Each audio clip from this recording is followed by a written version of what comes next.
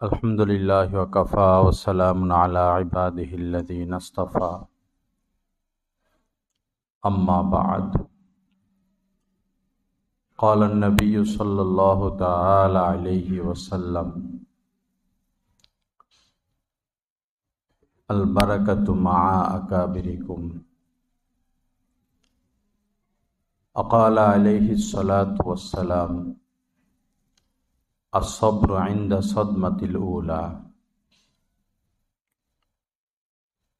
وقال عليه الصلاة والسلام إن الله جميل يحب الجمال أو كما قال النبي صلى الله تعالى عليه وسلم اللهم صل على سيدنا ومولانا محمد وعلى آل سيدنا ومولانا محمد وبارك وسلم আল্লাহ পাক জাল্লা জালালুহু আমাদের সকলকে মাফ করেন।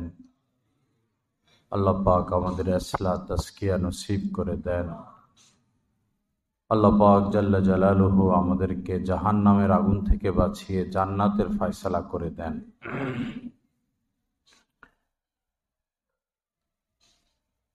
এই পৃথিবীতে যতদিন আমাদের হায়াত রয়েছে আমাদেরকে বেঁচে থাকতে হবে, আর বেঁচে থাকার জন্য সুখের প্রয়োজন, শান্তির প্রয়োজন, ইজ্জত সম্মানের প্রয়োজন। কিছু কিছু মূল নীতি এমন রয়েছে, কানুন রয়েছে, উসুল রয়েছে, যেগুলো মেনে চললে মানুষ সুখে শান্তিতে থাকতে পারে, ইজ্জতের সাথে থাকতে পারে। সেগুলোর মধ্যে একটা হচ্ছে মানুষকে মাফ করে দেওয়া এবং ধৈর্য ধারণ করা। কোরআনে কারীমের মধ্যে আল্লাহ পাক জাল্লা জালালুহু ইরশাদ করেছেন ওয়ালামান সবারা ওয়া গফারা ইন্না যালিকা লামিন আজমিল উমুর। মান সবারা ও গফারা, যে ব্যক্তি ধৈর্য ধারণ করে এবং ক্ষমা করে দেয়। ওয়ালামান সবারা ও গফারা, ধৈর্য ধরে এবং ক্ষমা করে দেয়। ইন্না যালিকা লামিন আজমিল উমুর।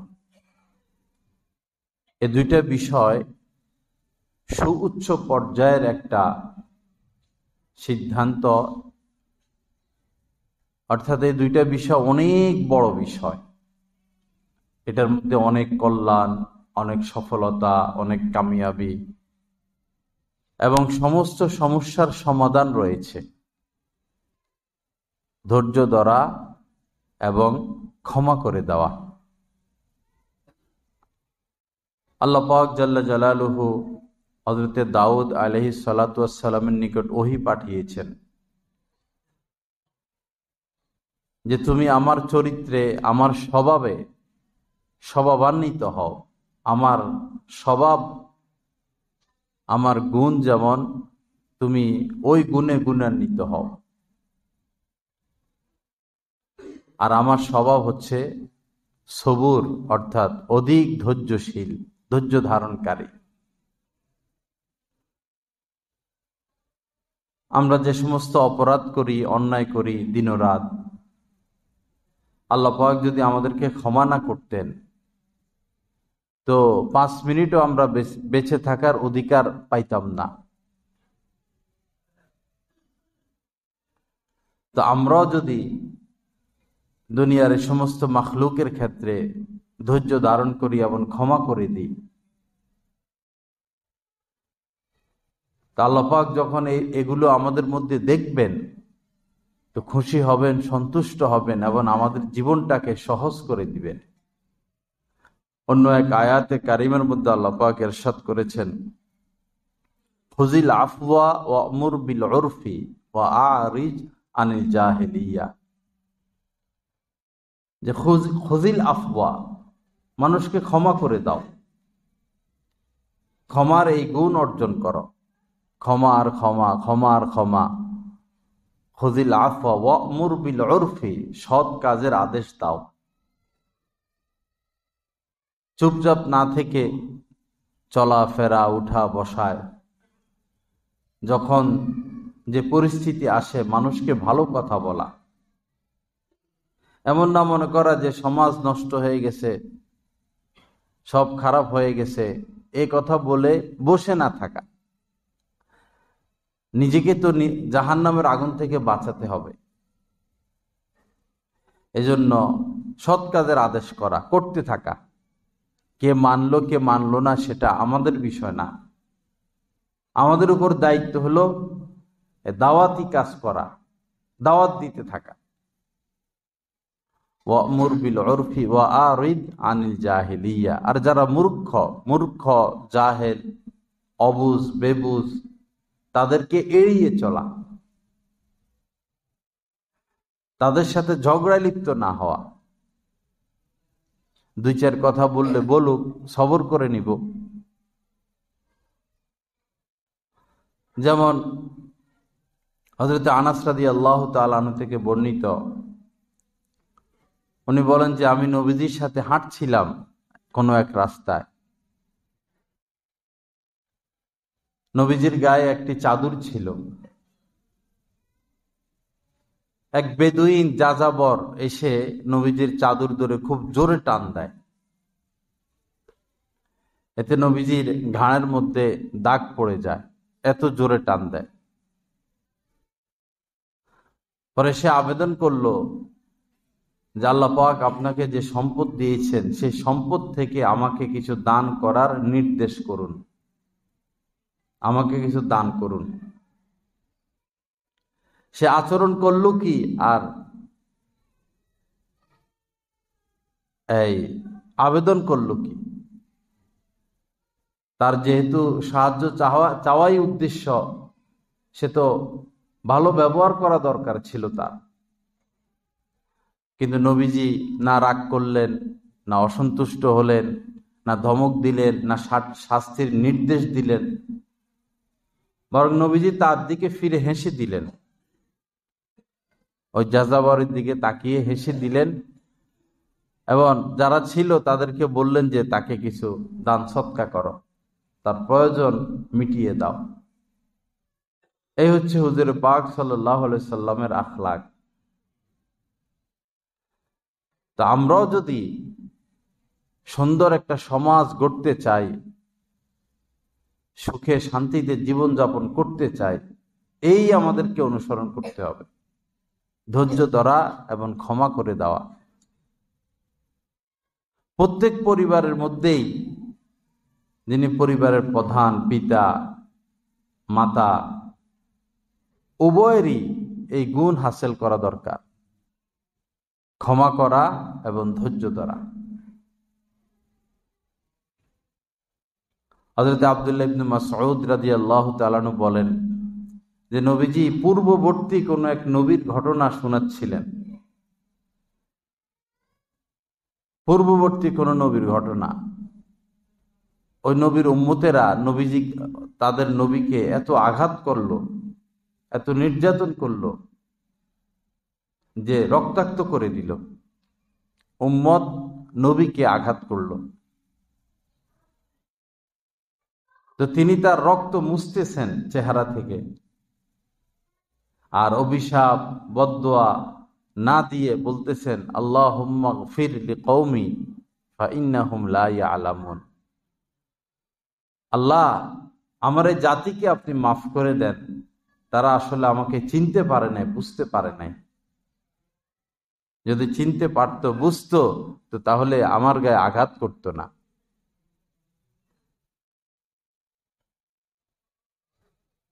আল্লাহ পাকের যে শান, যত নবী রাসূল এই পৃথিবীতে এসেছে সকলের দ্বারাই তিনি ছাগল চড়াইয়াছেন। সকল নবী রাসূল ছাগল চড়াইছেন, সকল নবী রাসূল। সাহাবা ইকরাম বললেন, আপনিও ছাগল চড়াইছেন? তো নবীজি বললেন, হ, আমিও ছাগল চড়াইছি। ছাগল হলো একটা তেরা পানি, এদিকে টানলে ওইদিকে যায়। যারা বাস্তবে এই ছাগল লালন পালন করে তাদের মধ্যে ধৈর্যের গুণ আসে। তো নবীরা উম্মত পরিচালনা করবেন আর উম্মত উল্টাপাল্টা করবে, তাদের মধ্যে যেন ধৈর্যের সেই গুণ থাকে, সেই গুণ সৃষ্টির লক্ষ্যে আল্লাহ পাক তাদের দ্বারাই ছাগল চড়াইছেন, ধৈর্য শিক্ষা দেওয়ার জন্য। হযরত মূসা আলাইহিস সালাম যখন হযরত শুআয়ব আলাইহিস সালামের সোহবতে ছিলেন প্রায় 8 থেকে 10 বছর,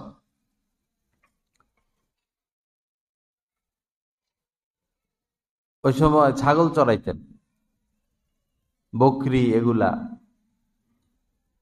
তো একদিন একটা বকরি ছুটে পাল থেকে অন্যদিকে চলে যাচ্ছে।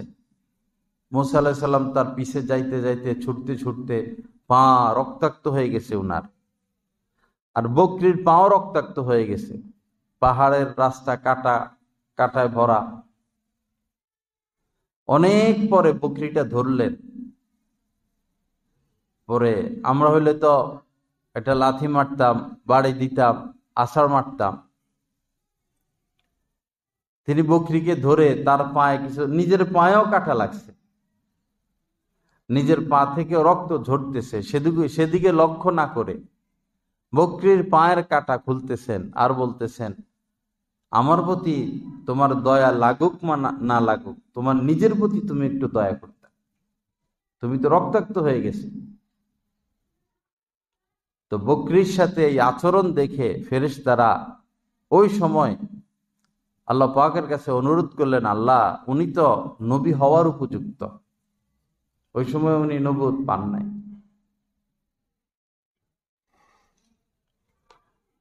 তো নবীদের মধ্যে অনেক বেশি ধৈর্য ছিল, কারণ তারা উম্মত পরিচালনা করবে। তদ্রূপ যারা শিক্ষক, যারা মা বাবা, যারা অফিস পরিচালনা করে, বিভিন্ন সেক্টর যাদের হাতে, তাদেরকে অনেক বেশি ধৈর্যশীল হতে হয়। মাথা গরম করে কাজ করা যায় না। কোরআনে কারিমে আল্লাহ পাক নবীজির কথা উল্লেখ করছেন যে ফাবিমা রহমাতিম মিনাল্লাহি লিনতা লাহুম, আল্লাহর দয়ায় আপনি মানুষের জন্য, মানুষের প্রতি নরম দিলের অধিকারী। আল্লাহর অনুগ্রহে ফাবিমা রহমাতিম মিনাল্লাহি লিনতা লাহুম ওয়ালাউ কুনতা ফাজ্জান গলিযাল কলবি লাংফাদ্দু মিন হাওলিক, যদি আপনি কর্কশবাসী হইতেন এবং কঠোর হৃদয়ের অধিকারী হইতেন, আপনার আশপাশ যারা, এরা সবাই আপনাকে ছেড়ে চলে যাইত। তো রাসূলের আশপাশ হলো সাহাবায়ে কিরাম। তো আল্লাহ পাক বলতেছেন, আপনি কর্কশবাসী যদি হইতেন, ধমকা ধমকি, বকা বকি, রাগা রাগি, কঠিন হৃদয়ের অধিকারী হইতেন, তো এরা সবাই আপনাকে ছেড়ে চলে যাইত।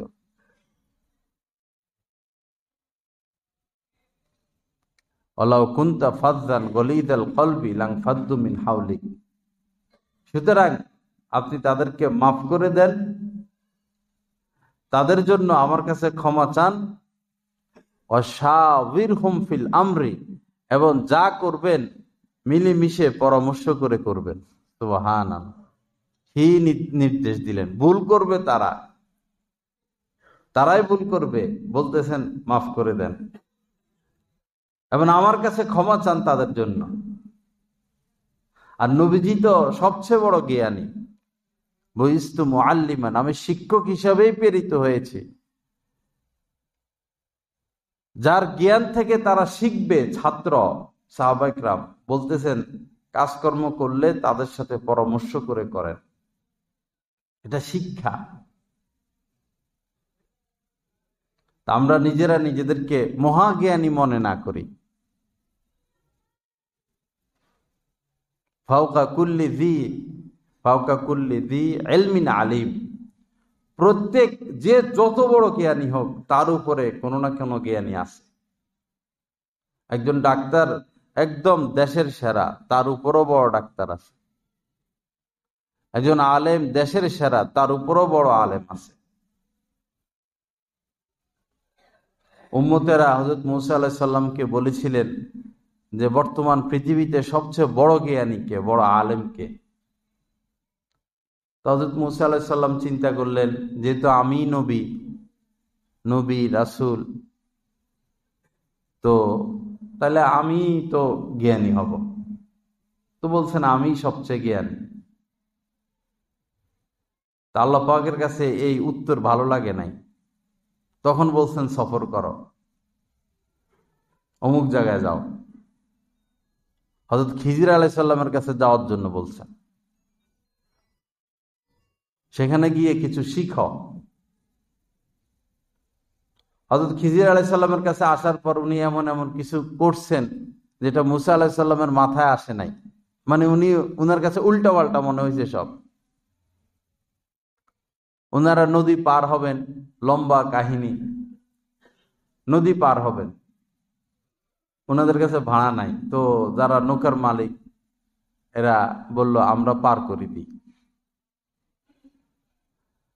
তো নৌকায় উঠছেন, হযরত খিজির নৌকা ভেঙে ফেলছেন, দুইটা তক্তা, নতুন নৌকা ভেঙে দিছেন। মুসা আলাইহিস সালাম বললেন, এরা আমাদের থেকে ভাড়া নিল না, আমাদের উপর এত বড় এহসান করলো, আর আপনি তাদের নৌকা ভেঙে দিলেন।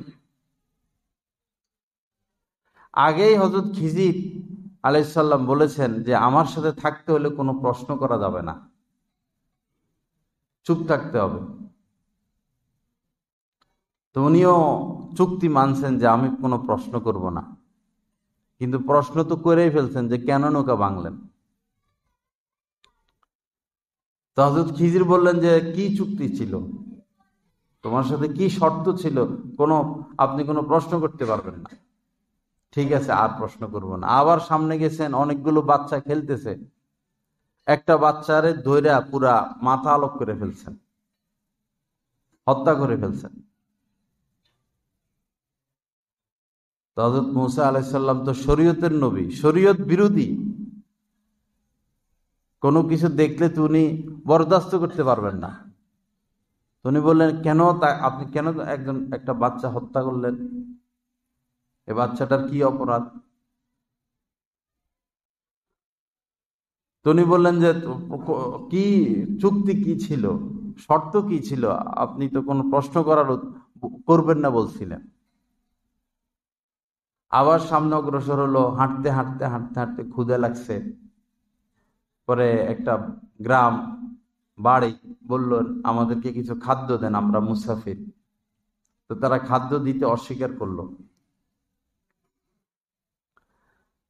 যাই হোক, পরে একটা দেয়াল ভেঙে পড়ে যাচ্ছে, বড় দেয়াল।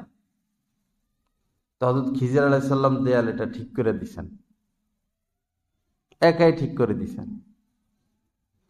তো হযরত মূসা আলাইহিস সালাম বললেন যে ওরা আমাদেরকে খাদ্য দিল না, আশ্রয় দিল না, সহযোগিতা করলো না, তো আপনি কেন তাদের দেয়াল ঠিক করে দিলেন? তৃতীয়বার এসে বলছেন যে প্রত্যেক বাড়িতে আপনি শর্ত ভেঙেছেন, তো আমার সাথে আপনার সফর আর চলবে না। পরে একটা একটা করে জবাব দিচ্ছেন যে ওই যে নৌকা ভেঙেছিলাম, এই নৌকা হলো এতিম বাচ্চাদের। একটা রাজা, সে নৌকা চুরি করে, ডাকাতি করে, সামনেই এই ডাকাতের দল ছিল, এরা এসে নৌকা নিয়ে যাইত। আর ওরা ভাঙা নৌকা নেয় না, আমি ইচ্ছা করে নৌকাটা ভেঙে দিলাম যেন ডাকাত নৌকাটা না নেয়। দ্বিতীয় যে ঘটনা, এই বাচ্চাটা বড় হয়ে কাফের হইত, মা বাবাকে কষ্ট দিত, নাফরমানি করত, এই জন্য আগেই তাকে শেষ করে দিলাম। আর এই যে দেওয়ালটা ঠিক করলাম, এটা হলো এই দেয়ালের নিচে খাজানা আছে, মানে খনি আছে। খনি না, মানে তার এতিম বাচ্চাদের এই দেয়াল, এদের পিতা এদের জন্য সম্পদ রেখে গেছেন এই দেয়ালের নিচে। এখন যদি এই সম্পদ বের হয়ে যায়, তো এই আত্মীয় স্বজনরা খেয়ে ফেলবে, এই ছেলেরা পাবে না, এজন্য দেয়ালটা ঠিক করে দিলাম। তো কথা আসতেছিল অনেক আগ থেকে, নিজেকে জ্ঞানী মনে না করা, যে আমি সবকিছু বুঝি। যারা মাইর খায়, যে কোনো লাইনে, ব্যবসার লাইনে, রাষ্ট্র পরিচালনার লাইনে, পারিবারিক লাইনে, সামাজিক লাইনে, ব্যক্তিগত লাইনে, তারা ওই সমস্ত লোক যারা নিজের বুদ্ধিতে কাজ করে, নিজেকে জ্ঞানী মনে করে, পরে মার খায়। নিজের বুদ্ধিতে কাজ করতে নাই, পরামর্শ করে কাজ করতে হয়। শাবির হুম ফিল আমর, আল্লাহ পাক নবীকে বলতেছেন সাহাবাদের সাথে পরামর্শ করে কাজ করুন। অন্য আয়াতে আল্লাহ পাক বলেছেন ওয়া আমরুহুম শুরা বাইনাহুম, যারা মুমিন তারা পরস্পর পরামর্শ করে কাজ করে, তখন কোনো লজ্জা নাই, শরম নাই, ব্যর্থতা নাই। আল্লাহ পাক আমাদের সকলের প্রতি মেহেরবানি করেন। আল্লাহ পাক জাল্লা জালালু কোরআন সুন্নাহ মোতাবেক চলার তৌফিক দান করেন। সবারই উচিত কাউকে না কাউকে মুরব্বী হিসাবে মানা, যে উনি আমার মুরব্বী। তখন জীবনটা সুন্দর হয়। কোনো সমস্যা হলো বাস মুরব্বীর সাথে পরামর্শ করে নেওয়া হইল, উনি যে দিক নির্দেশনা দেন, যে পরামর্শ দেন, সে মোতাবেক চলা। আর যিনি মুরব্বী উনি পরামর্শ যে দিবেন, দিয়েই শেষ করবেন এরকম না, তিনি আল্লাহর কাছে দোয়াও করবেন, আল্লাহ ওই লোক আমার সাথে পরামর্শ করলো, এমন এমন ব্যাপার, আল্লাহ আপনি এখানে কল্যাণ দান করেন, বরকত দান করেন, নিরাপদে রাখেন, হেফাজত করেন, দোয়াও করবেন।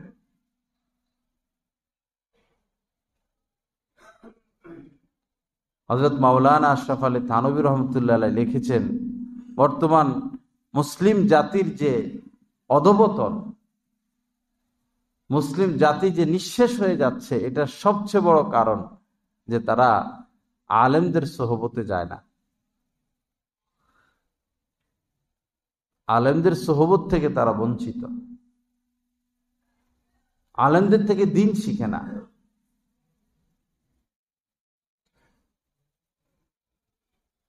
আল্লাহ পাক আমাদের সকলকে হেফাজত করেন। আর আমাদের মুসলিম সমাজ যেটা, তারা সোহবত বুঝেও না, বুঝতে চায়ও না। কোন মানুষই সোহবত আবার কি, সোহবত বুঝে না। দিন আসবে সোহবতের মাধ্যমে, রাস্তায় এটা। যে যতটুকু সোহবত পেয়েছে তার মধ্যে ততটুকু সফলতা আসছে। তো যাই হোক, খুজিল আফওয়া ওয়া আমুর বিল উরফি ওয়া আরিদ আনিল জাহিলিয়া। আল্লাহ পাক বলেন যে ক্ষমার গুণ অর্জন করুন, ক্ষমা করে দেন, ক্ষমা করে দেন, এবং সৎ কাজের আদেশ করুন। আর যারা মূর্খ তাদেরকে এড়িয়ে চলুন, তাদের কথা কান দিতে নাই। দুই কথা বললে বলুক, ভেজাল করবে কে? হযরতে বড় এক বুজুর্গের ব্যাপারে আছে, মসজিদে আসতেছেন, নামাজ পড়বেন,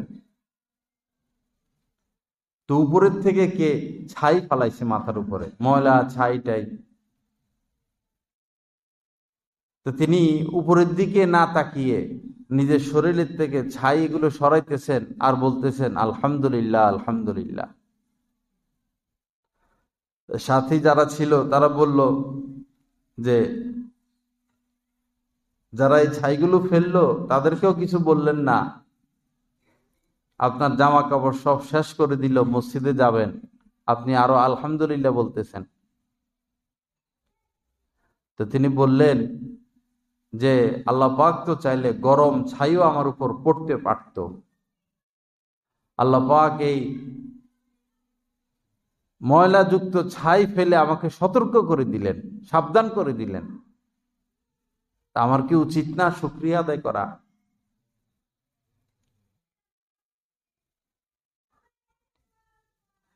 একটা জীবন যেমন একটা গাড়ি চলে চাক্কার উপরে, একটা জীবনেরও কিছু চাক্কা আছে, চাক্কা ছাড়া গাড়ি চলে না। ওই এক চাক্কার নাম হচ্ছে ধৈর্য। জীবন চলার একটা চাক্কার নাম ধৈর্য, আর একটা চাক্কার নাম হচ্ছে ক্ষমা করে দেওয়া। ইনশাআল্লাহ দেখবেন জীবনটা কত সুন্দর হয়। দিন ও রাত স্বামী স্ত্রীর মধ্যে ঝগড়া হইতেই থাকে, দুজনই গরম।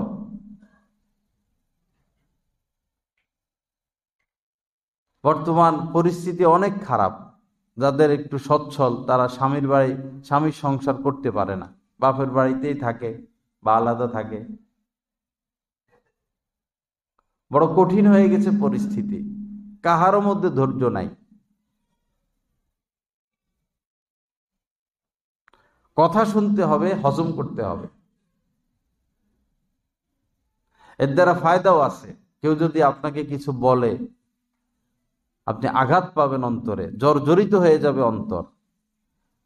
যে কষ্টটা পাবেন, ওই কষ্টের বিনিময় এত বেশি সওয়াব দিবেন, সারা রাত নফল ইবাদতের মধ্যে এত সওয়াব নাই।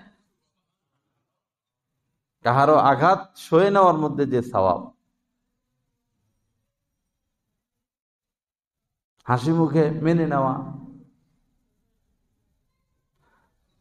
বাকি ইসলামের বিরুদ্ধে, কোরআন হাদিসের বিপরীত কোনো কাজ ঘটলে সেখানে কোনো ধৈর্য নাই। আল্লাহ রাসূল সবচেয়ে বেশি ধৈর্যশীল ছিলেন। জিহাদের ময়দান ব্যতীত কোনো মানুষের গায়ে তিনি কখনো আঘাত করেন নাই, কোনো খাদেম, কোনো কর্মচারী, এমনকি নিজের স্ত্রীদেরকেও কখনো আঘাত করেন নাই। কিন্তু যখন ইসলামের বিরুদ্ধে কোনো কিছু ঘটতো, কোরআন সুন্নাহর বিরুদ্ধে কোনো কিছু ঘটতো, তো তার চেয়ে বেশি রাগান্বিত আর কাউকে দেখা যাইত না। ওই সময় তিনি সবচেয়ে বেশি রাগান্বিত। আমাদের সামনে হাজারো ঘটনা ঘটে ইসলাম বিরোধী, আমরা ঠান্ডা। আমরা হয়ে গেছি উল্টা, আমরা ঠান্ডা। ইসলাম জবাই করে ফেলতেছে, আমরা ঠান্ডা। স্রেফ আমার দলের বিরুদ্ধে কিছু কইছে, এটা বা ওইটা, সেটা মাথা গরম হয়ে গেছে। মারামারি, কাটাকাটি, জেল, ফাঁসি। স্রেফ স্বার্থের বিরুদ্ধে কিছু কইছে, মাথা গরম। মহব্বত তো থাকতে হবে ইসলামের জন্য, আল্লাহর জন্য, আল্লাহ রাসূলের জন্য। যাদের ব্যাপারে হাজারো বার প্রমাণ যে তারা দুর্নীতির সাথে লিপ্ত, চুরির সাথে লিপ্ত, ডাকাতির সাথে লিপ্ত, তাদের প্রতি মায়া থাকা তো ঠিক না। এই মায়া আপনাকে জাহান্নামে টেনে নিবে। আল মারউ মাআ মান আহাব্বা, যে যাকে মহব্বত করে সে তার সাথী হবে।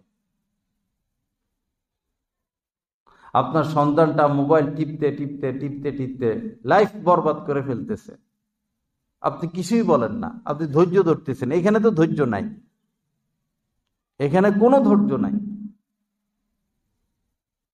নামাজ পড়ে না, ঘুমিয়ে আছে, আপনি কিছুই বলেন না, এখানে তো ধৈর্য নাই। এখানে আপনি সবচেয়ে বেশি রাগান্বিত হবেন, বা যে কোনোভাবে এই সমস্যার সমাধানের ব্যাপারে চেষ্টা করবেন। আপনার স্ত্রী পর্দা করে না, মেয়ে পর্দা করে না, আপনি চুপচাপ,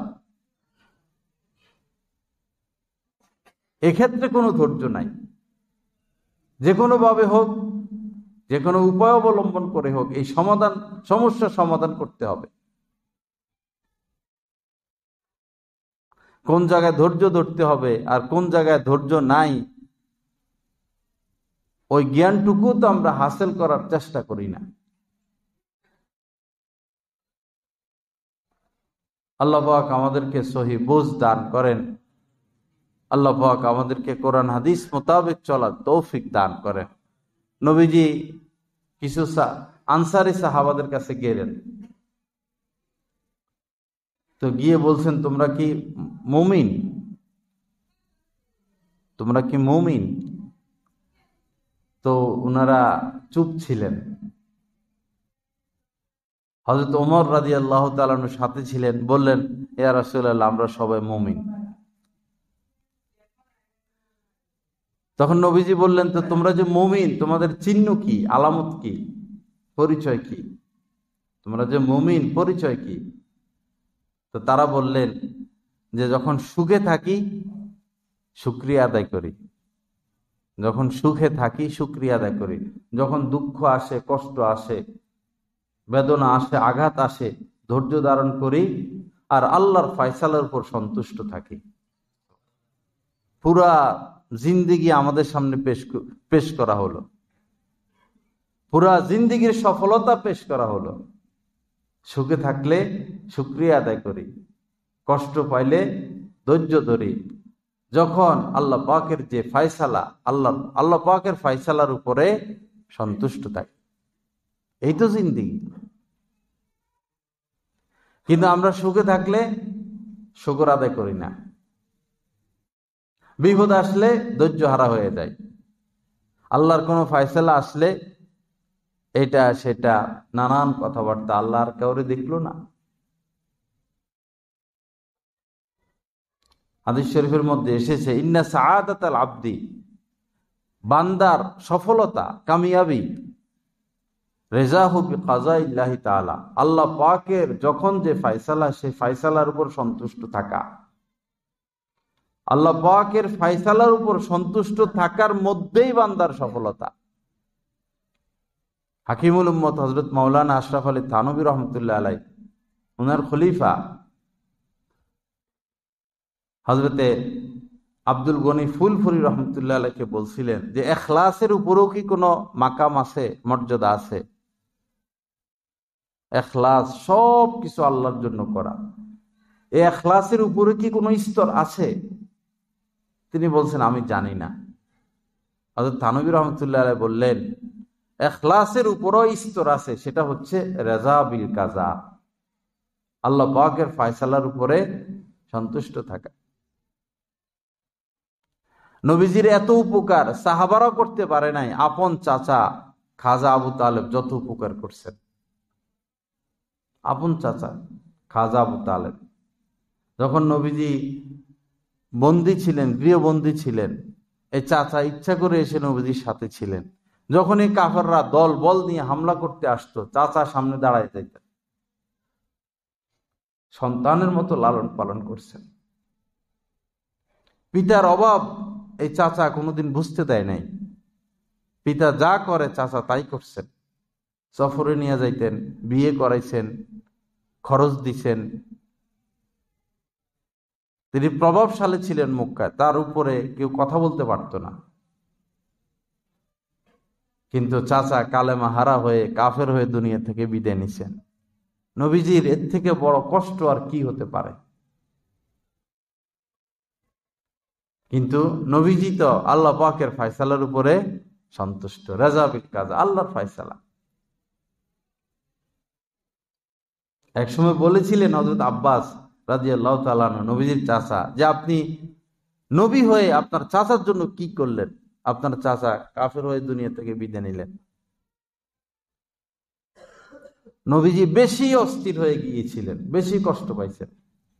আয়াত নাজিল করছেন আল্লাহ পাক, ইন্নাকা লা তাহদি মান আহবাবতা ওয়ালাকিন্নাল্লাহা ইয়াহদি মান ইয়াশা, আপনি যাকে পছন্দ করেন তাকে হেদায়েত দিবেন, এটা আপনার হাতে না।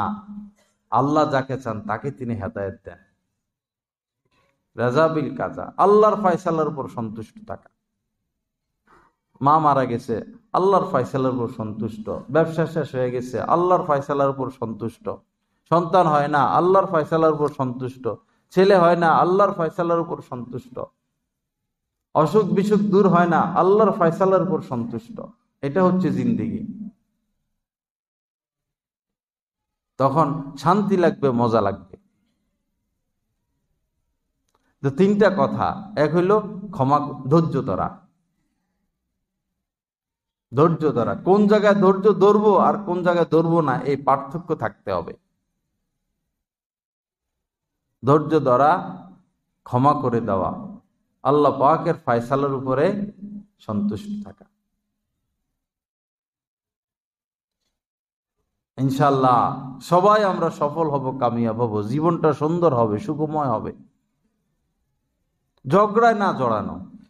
বকা দিছে দেখ, লাথি মারছে মারুক, থাপ্পড় দিছে দেখ, এখানে সমাধান।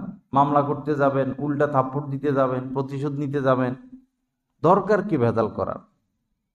বাঁচবো কয়দিন? এদিকে এক বুড়া বেড়া আছে, হাঁটতে পারে না, বুড়া বেড়া হাঁটতে পারে না, এখনো কিশোরগঞ্জ যায় কয়দিন পরে পরে, মামলা করে। হ্যাঁ, নাতিরা বলে যে বুড়া হইছো তুমি, এখনো তোমার লোভ কমলো না, তুমি এখনো মামলা নিয়ে মরো। মামলায় কিছু সমাধান হয়?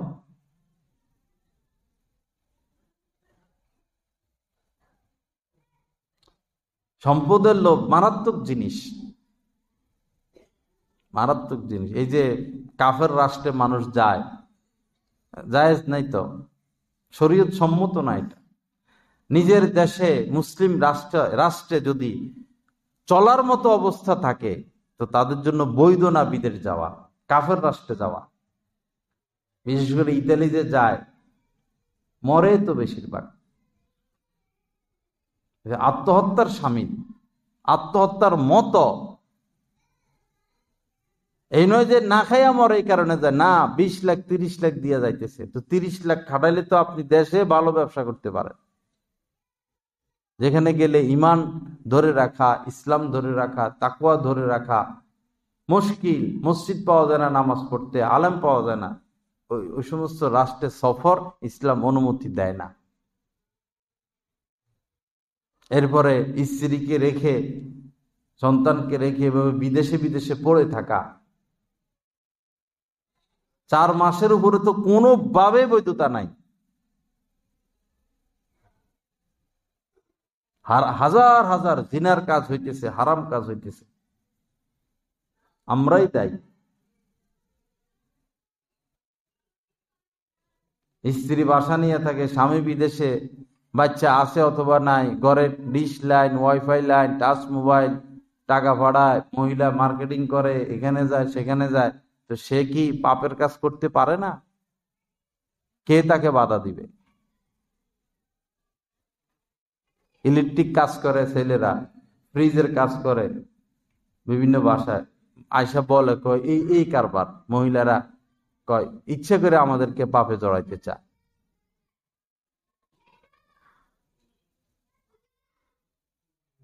শরীয়তের বাহিরে চললে শান্তি নাই, দিনের বাহিরে চললে শান্তি নাই। আল্লাহ পাক আমাদের সকলকে মাফ করেন, আল্লাহ পাক আমাদেরকে কোরআন হাদিস মোতাবেক চলার তৌফিক দান করেন। তো 3টা বিষয় ইনশাল্লাহ আমরা মনে রাখবো: ক্ষমা করে দেওয়া, ধৈর্য ধরা, আল্লাহ পাকের ফয়সালার উপরে সন্তুষ্ট থাকা। বাস সন্তুষ্ট, আলহামদুলিল্লাহ, সুখে আছি, খাই যে আমরা আলহামদুলিল্লাহ বলি না, তো ঘুমের থেকে উঠি আলহামদুলিল্লাহ বলি না, কত বড় নেয়ামত। খাই পান করি আলহামদুলিল্লাহ বলি না, নেয়ামত আসে ভোগ করি, আল্লাহ শুকরিয়া আদায় করি না। এত নাফরমান আমরা, এত অকৃতজ্ঞ।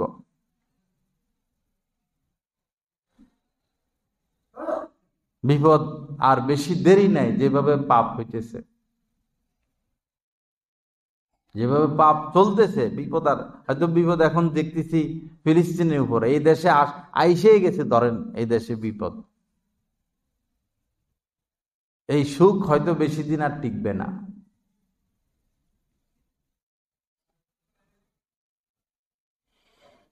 আল্লাহ পাক আমাদের সকলকে ফিরে আসার তৌফিক দান করেন। ও আখির দাওয়ানা আলহামদুলিল্লাহি রাব্বিল আলামিন ওয়া সাল্লাল্লাহু আলা নবিয়্যিল কারীম।